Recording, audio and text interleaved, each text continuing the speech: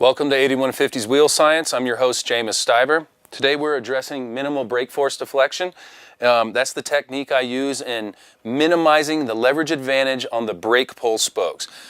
I've identified the braking forces are more extreme than the acceleration forces on a wheel, so therefore where our focuses are ones that have the braking force, and we want to make sure the wheel stays as symmetric as possible. So there's two things going on with minimal brake force deflection on my wheels. For one, I've offset drilled the holes on the rim by 3 millimeters. In addition to that, I'm strategically placing the brake pull spokes where they have the least amount of leverage advantage so the wheel stays straighter. When I say straighter, meaning it doesn't want to deflect on the hub.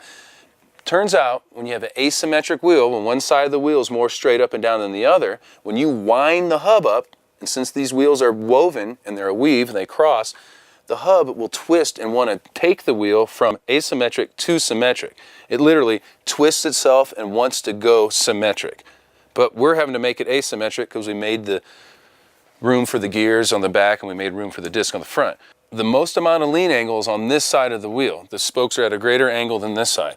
What I didn't do was make the brake pull spoke end up on the outside of the flange where it has the greatest leverage advantage. I minimized it by sneaking it on the inside of the flange.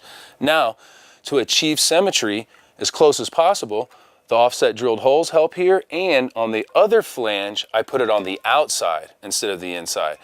That way the wheel is symmetric as possible. And of course, the same thing goes for the drive pulls. They're inside here and then outside here. But they get the least amount of twist on them, especially in the front wheel where there's no twist from the drive pulls. The wheel only gets twisted with brake force. That's brake force deflection. It's not a new phenomenon, but I took it to the next level and minimized it as much as possible on a wheel that's dished.